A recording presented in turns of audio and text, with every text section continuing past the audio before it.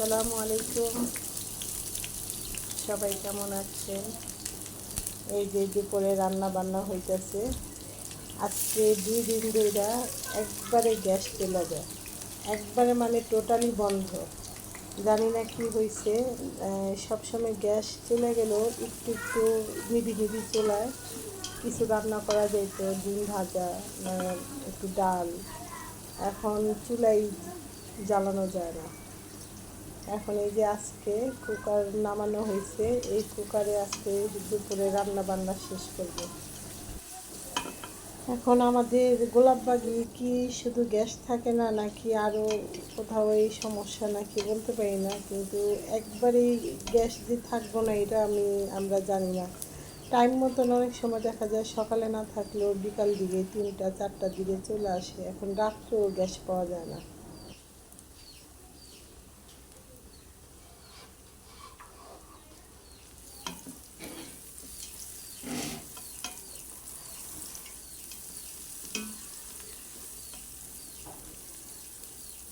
ভাজির মধ্যে না পেঁয়াজ যেরকম ভাজা ভাজা করে দিলে ভাজির কালার নষ্ট হয়ে যায়, ঠিক না?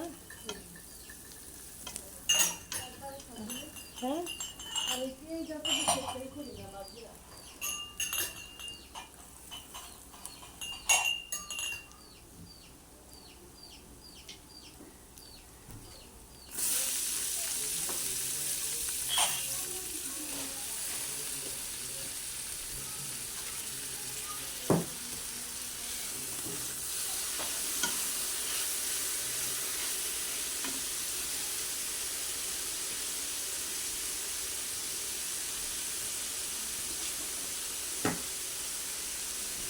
আমার এই কুকারটা অনেক ভালো, সব কিছু এটা দিয়ে কুকারে রান্না করা যায়। এই কুকারটা আবার একটু বড়, প্রায় 2 কেজি চালের পোলাও রান্না করা যায়, গরুর মাংস। আর অনেক তাড়াতাড়ি হয়। এই গরুর মাংসের জন্য এটা প্রেশার কুকারটাও আছে, ঢাকনাটা প্রেশার কুকারে। তা আমি সবসময় এইভাবেই রান্না করি, প্রেশার কুকারে ঢাকনাটা দেওয়া হয় না।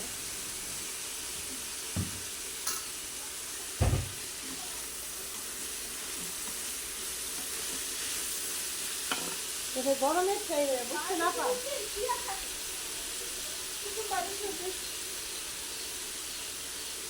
কি জানি, চুলার পারে যে গরমটা লাগে না, মেশিনের যে এখানে বাড়ি এখানে রান্না করলে বাড়ি গরমটা লাগে, রান্না করতে আরামই লাগে। রাইস কুকারে কুকারে রান্না করতে বেশি আরাম লাগে।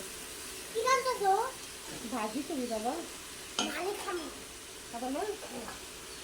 তোমার জন্য মা ওই মাছ রান্না করো। একটু চুলার আগি হয়ে গেছে, তাও কমাই দিতে হবে, বুঝছেন? কমাই দিই ওই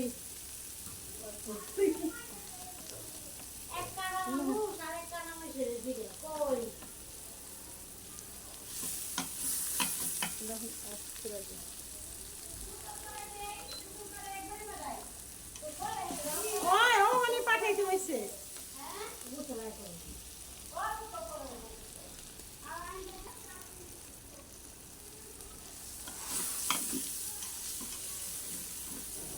ছেলের মাদ্রাসা থেকে ফোন এসে বলতেছে ওদের একটু পাঠানোর জন্য।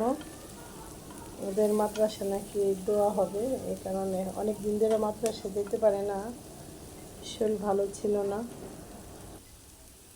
বাজি ববাইতে ববাইতে হয়ে গেছে।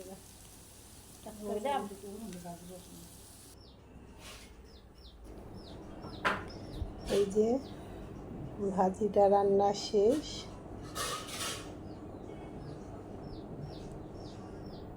এখন ডালটা রান্না করব। আর এই যে এখানে মা বাইরের চুলায় লাকিতে মুরগি রান্না হইতেছে।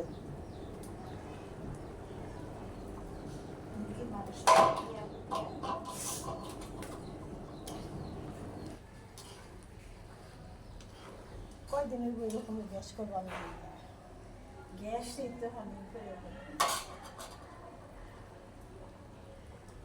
খড়ি করতে যাই না।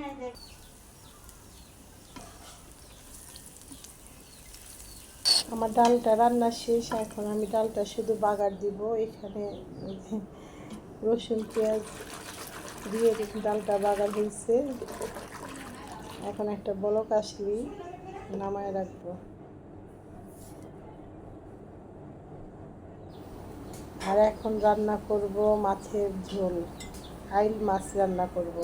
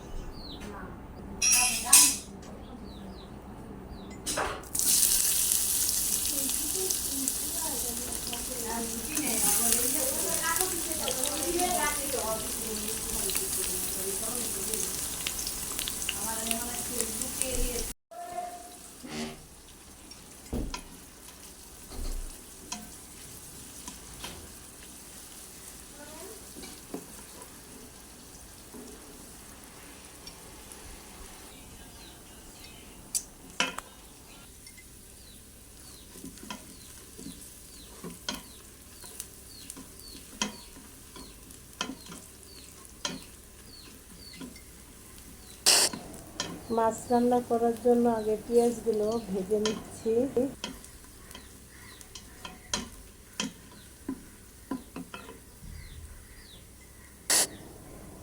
এখন দিয়ে দিব আদা রসুন বাটা।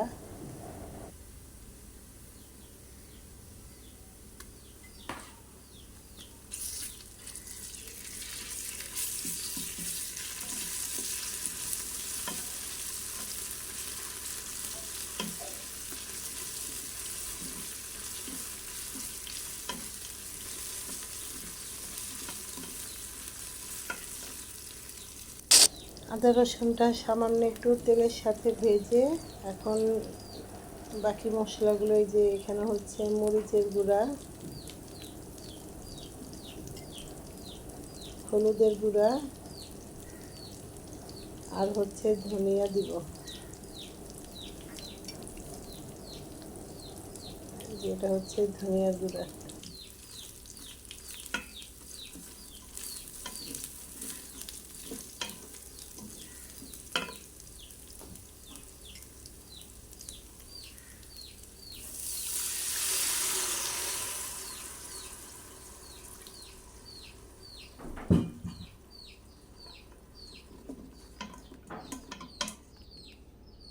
সামান্য একটু পানি দিয়ে এখন মশলাটা ভালোভাবে কষিয়ে নেব।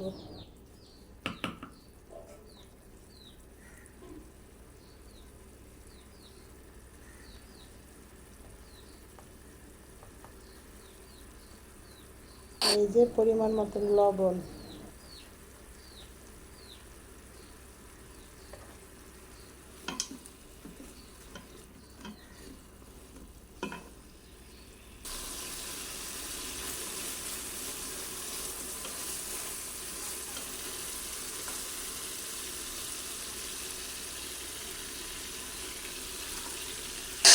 আমার মাছগুলি কাটার সময় বাহির থেকে কাটানো হয়েছে, কিন্তু লোকটার বটি ভালো ছিল না, না লোকটাই ঠিক মতন কাটতে পারে না। ওরা মাছ একদম ছাড়তে বাচ্চা ভালো হয়েছিল। মাছের সাইজগুলো সুন্দর হলো।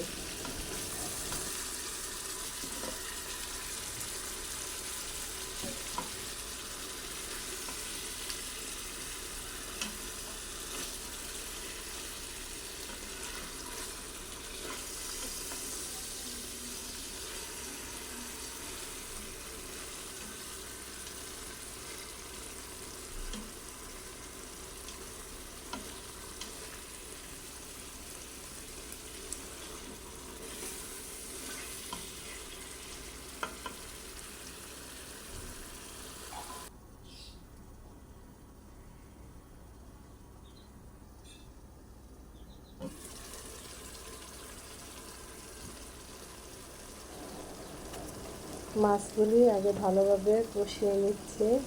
কষানো শেষ হলে তারপর মাছের জন্য ঝোল দিয়ে দিব।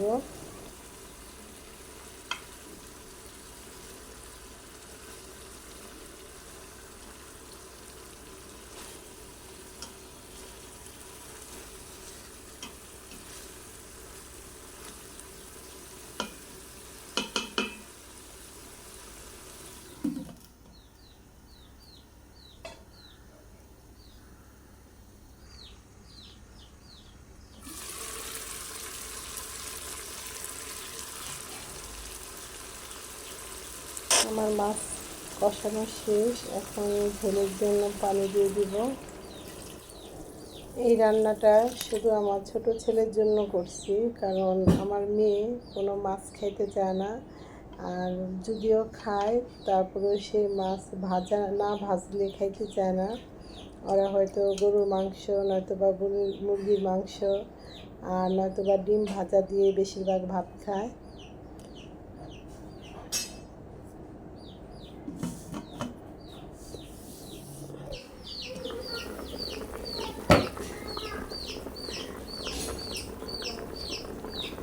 মুরগির বাচ্চা দুইটা অনেক চুচু করতেছে।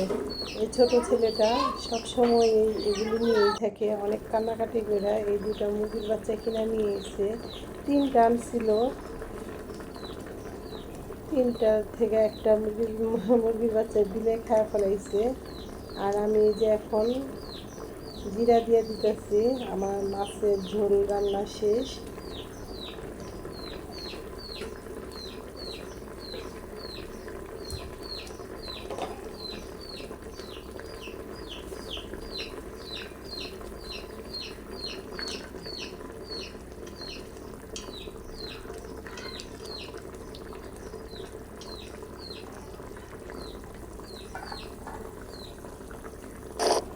রান্না খুব তাড়াতাড়ি হয়ে গেছে, আর ভালোও লাগে, কিন্তু বিলটা উঠে খুব ভালোভাবেই। এখন যে বিদ্যুৎ বিল, অনেক টাকা বিল উঠে।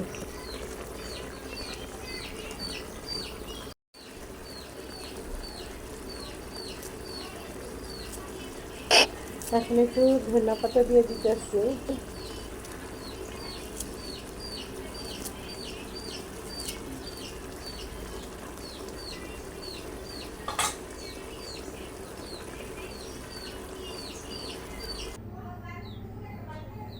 মাছ রান্না শেষ করলাম, এখানে ডাল রান্না শেষ করলাম, এরপর করলা ভাজি। ইদানিং আমার একটু পটল ভাজা, বেগুন ভাজা, করলা ভাজি এগুলো দিয়ে ভাত খেতে বেশি ভালো লাগতেছে। আর এই যে কুকারে 4টা পটল ছিল, এই 4টা পটল এখন আমার জন্য ভাজি করে নিতেছি। কালারটা খুব সুন্দর হয়েছে, চুলার থেকে কুকারে ভাজাটা সুন্দরই হয়েছে। আর পটল ভাজার সাথে একটু পেঁয়াজ এভাবে ভাইতে দিলে, পেঁয়াজ আর কাঁচামরিচ তেলের সাথে ভাইতে দিলে পটল ভাজাটা খুব মজা হয়। আমি এক সাইডে যেহেতু বড়, এক কিনারে আমি পটলটা রেখে দিচ্ছি, ওটাও ভাজা হোক, আর সাইডে পেঁয়াজগুলো ভেজে নিচ্ছি। এই যে সব শেষ আমার রান্না বান্না। এই যে পটল ভাজা।